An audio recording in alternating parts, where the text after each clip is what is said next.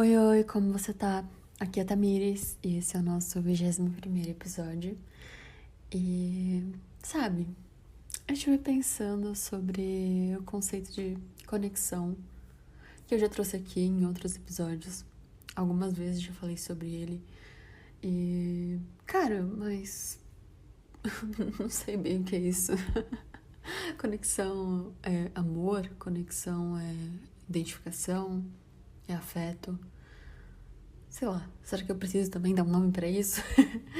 Eu sei que eu sempre relacionei conexão ao sentimento, assim, de afeto, de carinho por alguém. O afeto que vem muito também de uma identificação com essa pessoa, com, enfim, os valores, os gostos, o tratamento dessa pessoa comigo. Mas justamente começar a pensar sobre esse conceito me fez pensar sobre amor. Sobre todas as relações de afeto que eu tenho hoje. Pessoas que eu não me imagino longe, que, tipo, um tempinho assim distante já faz muita falta, me sinto mal, ansiosa. Mas eu parei pra pensar que parece que muito tempo perto também me traz a sensação de que esse afeto diminui. Às vezes, isso pode ser um pouco pesado, mas às vezes me parece que ele não existe mais. Faz sentido? É disso que eu quero falar com você hoje. Afeto e convivência.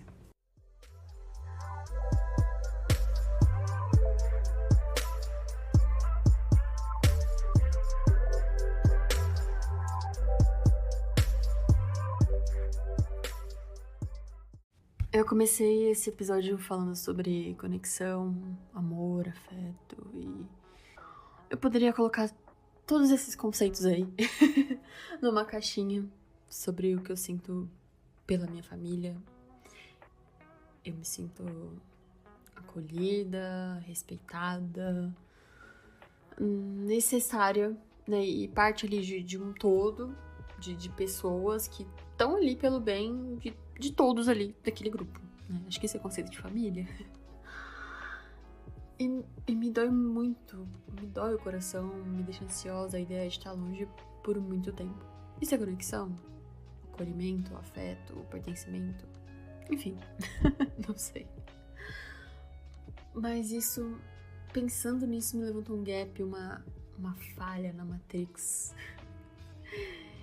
Que foi perceber que esse mesmo sentimento que eu tenho pela minha família, ele se esconde muito quando eu falo das pessoas que eu convivo, que eu vejo todos os dias, que eu tenho mais proximidade. E olha que loucura! Mais próximo, menos sentimento, muito longe, ansiedade, saudade. Já parou pra pensar na convivência? Esse assunto me surgiu conversando com um amigo há algumas semanas, quando a gente falou sobre o porquê das relações de amizade serem mais estáveis do que relacionamentos amorosos, geralmente. Ou porque muitas vezes um rompimento amoroso é mais difícil que um rompimento de amizade. É claro que não é uma regra, né? Eu levei muito com base no que eu vivi, no que eu vivo, né? Mas eu sei que tem relacionamentos de amizade que envolvem convivência e que se aproximam muito de uma dinâmica de relacionamento amoroso. Então, caberia essa mesma ideia. E qual a maior diferença nesse caso, se a gente for pensar?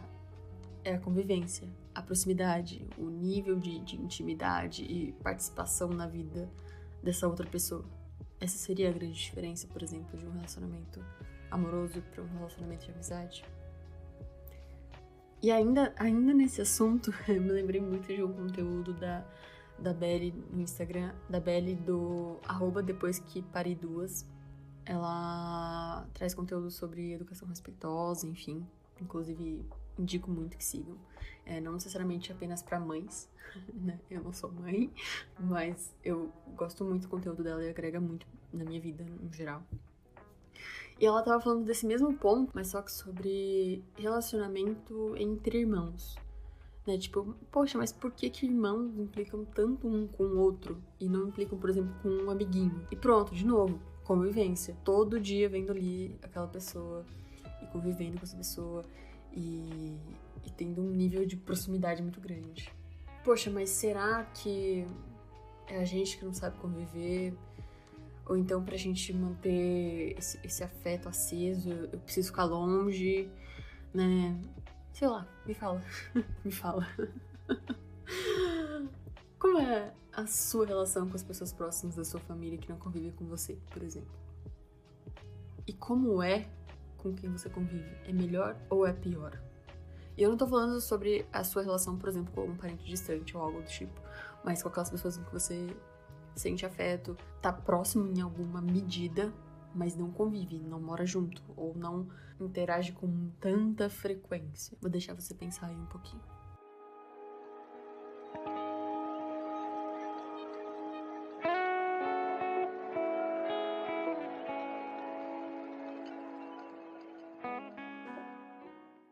Bom, a gente sabe que lidar com o outro é algo complexo, então pensa lidar com o outro todos os dias, com esse mesmo outro todos os dias.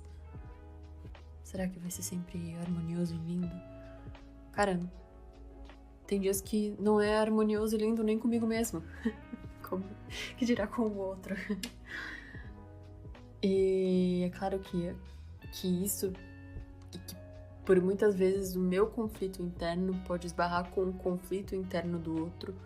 E mesmo que eu ame muito esse outro, esse conflito pode desestabilizar essa convivência e ela não vai ser harmoniosa o tempo todo.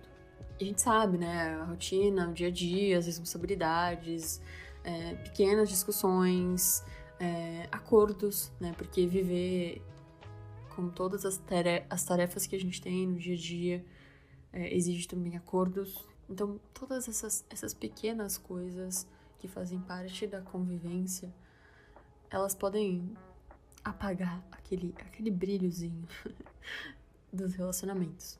E é claro que isso é normal e não significa que você sente mais ou menos pela pessoa que você convive para com aquelas que você não convive. Mas será que não tem como melhorar isso? E foi o que eu comecei a me questionar. Talvez a convivência também seja uma oportunidade pra gente valorizar e se aprofundar ainda mais nessa relação. Porque à mesma medida em que a convivência exige muito da vida prática, do dia a dia, de responsabilidades, ela também traz a possibilidade de conhecer ainda mais aquele outro, de ser suporte, de dar mais atenção e conectar, e se conectar com os sentimentos dessa pessoa. Mas eu sei que é muito difícil enxergar isso como uma oportunidade, como uma possibilidade da convivência. Parece que é tanta coisa que se acumula, principalmente por não ter uma comunicação eficiente na convivência, que a gente se sente, de fato, desconectado da pessoa com quem a gente convive, com quem a gente divide o dia a dia.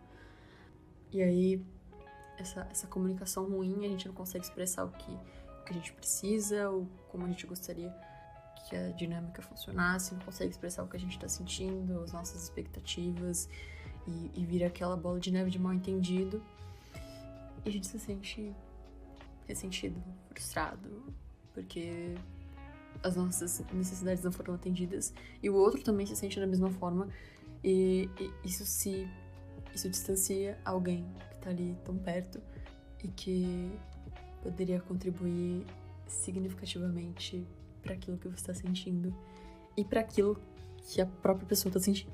Não sei se ficou muito maluco essa expressão, mas começar a pensar nisso me fez entender que a convivência é uma oportunidade, sim, de me aprofundar numa relação, de entender como o outro se sente de fato. Porque por mais que as nossas outras relações que não exigem convivência estejam aí e a gente possa sim se aprofundar, a convivência é uma oportunidade ainda maior de aprofundar essa relação. E é claro que exige muito mais responsabilidade, comunicação. Mas tá aí também uma oportunidade de praticar isso também, de praticar uma comunicação não violenta, de novo, de praticar autorresponsabilidade, enfim. É interessante enxergar isso como uma oportunidade e não como um fardo a carregar ou corroer uma relação que tinha tudo para ser uma relação positiva e de afeto.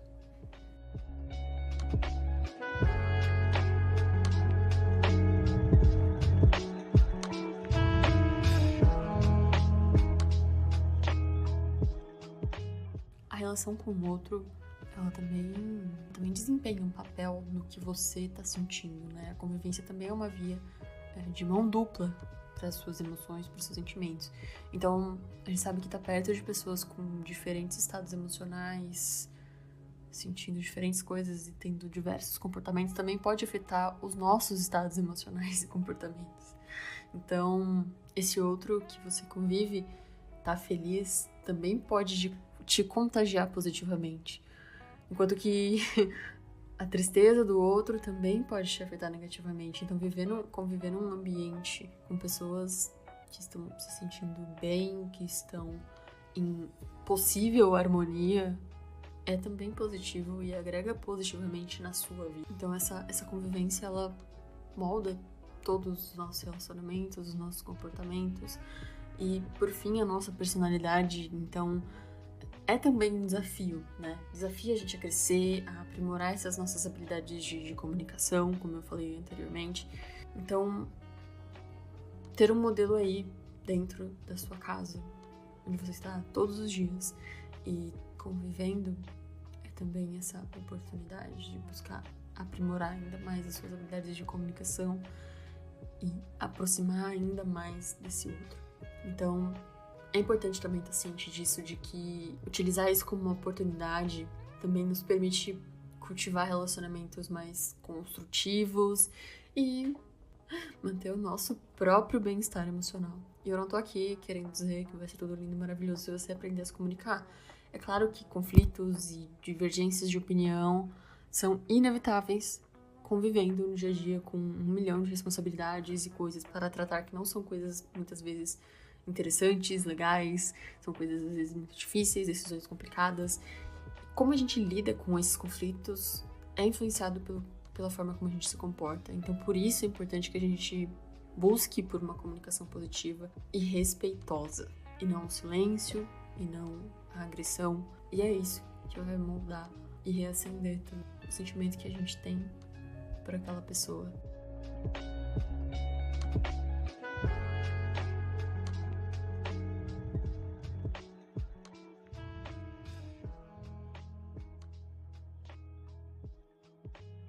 E aí, você acha que fez sentido?